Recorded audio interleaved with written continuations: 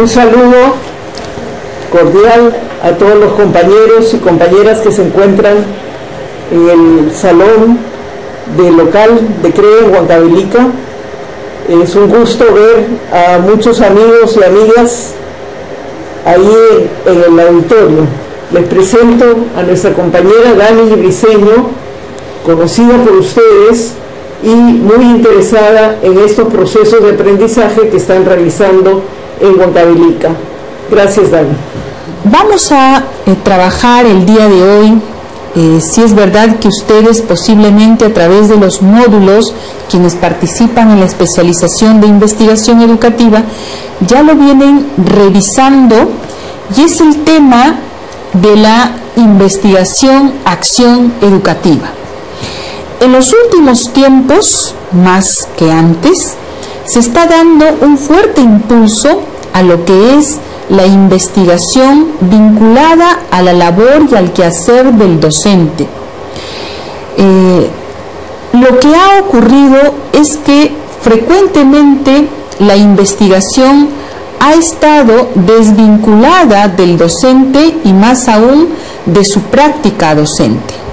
Y quienes han hecho investigación en el campo de la educación han sido otros actores y no necesariamente los propios profesionales de la educación.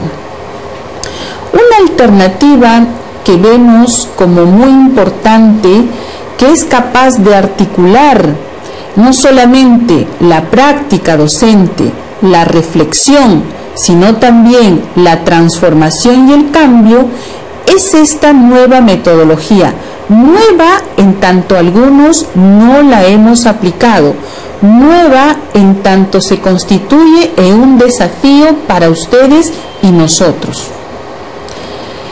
La investigación-acción educativa es un proceso dinámico, constructivo, que parte de la identificación de un problema, se investiga sobre él, se reflexiona, pero no solamente queda en la parte descriptiva o en la parte de la experimentación. Ustedes a través de los módulos se van a poder dar cuenta que la investigación-acción tiene sus raíces en la investigación descriptiva y la investigación experimental, pero además busca que el docente, actor importante en el quehacer educativo, reflexione sobre su práctica, transforme la misma y nuevamente, conjuntamente con sus estudiantes y otros actores, pueda ir modificando, identificando nuevos problemas, planteando nuevas alternativas de solución y haciendo los cambios y o mejoras respectivas. Entonces, la investigación-acción educativa tiene un componente fundamental. No solamente se queda en la identificación del problema, lo investiga utilizando técnicas e instrumentos adecuados y pertinentes para ello. Hace que el docente se empodere y reflexione sobre lo que hace, produzca conocimiento, transforme la acción. ¿Cuáles son esos grandes ámbitos que vamos a desarrollar para hacer nuestra investigación-acción? Recordarán ustedes que una actividad principal para efectos de la especialización será que diseñes, que ejecutes y que evalúes, difundas una investigación-acción emergida desde tu propia aula, producto de la reflexión de tu propio espacio de trabajo. Un primer aspecto que ha de tener la investigación-acción que ustedes formulen es esto que corresponde a los datos generales de la investigación-acción. El nombre de la institución educativa, es importante que identifiquemos el contexto, que precisemos la ubicación del centro y los detalles justamente del contexto, dónde se ubica, en qué zona, qué características presenta nuestra comunidad en la que está inserta la institución educativa. podamos identificar en qué área curricular vamos a hacer la intervención, tenemos que precisar quiénes van a ser los actores beneficiarios de la investigación-acción. En principio, los estudiantes, nuestros estudiantes, a lo mejor a nivel de un aula, a lo mejor nos juntamos con otros colegas, ¿sí? Y podemos hacer investigación-acción a nivel de grado, ¿sí? O a nivel de determinando y definiendo con las autoridades de la institución a espacios mayores. Estos son los datos generales de tu investigación-acción. Tenemos que cualquier investigación, sea de carácter cualitativo, cuantitativo o mixto, parten y surgen de un problema de investigación. El problema de investigación en la investigación-acción puede presentar los siguientes componentes. En el caso de la investigación-acción educativa y, por ejemplo, basándonos en la propuesta de Jorge Rodríguez Sosa, tenemos que el problema tiene que ser fundamentado. ¿Qué significa un problema fundamentado? Significa que usted va a identificar una situación de quiebre o conflicto que se suscite en tu aula, en tu grado, nivel o área, etcétera, ¿sí? Pero tienes que señalar por qué es un problema. El punto 2, lo que es la formulación del problema, se refiere a que vas a precisar, ¿sí?, con claridad, con sencillez, en qué consiste tu problema. Entonces, no se trata en la investigación-acción de que tú hagas páginas sobre el problema, sino que tú seas lo más conciso, pero lo más claro, e identificar cuál es la situación problemática, ¿sí?, que te está afectando el aprendizaje de los estudiantes. Un tercer componente es la formulación de la guía de acción, o en algunos otros libros tú lo vas a encontrar como hipótesis de acción. A diferencia de la investigación cuantitativa, donde la hipótesis se formula ¿sí?, se formula antes de o se formula para ser comprobada, en la investigación-acción recuerda que las hipótesis tienen otro sentido. Son los que nos van a dar las guías, las pautas y orientaciones de qué vamos a hacer para mejorar y para solucionar el problema. Aquí la hipótesis de acción, entonces, no es una camisa de fuerza. Tú la podrás ir modificando a medida que realices la investigación. Un cuarto componente en lo que corresponde a presentación del problema es la justificación de la acción. ¿Por qué? ¿Para qué has planteado tú esa hipótesis de acción? ¿Qué quieres lograr? ¿Sí?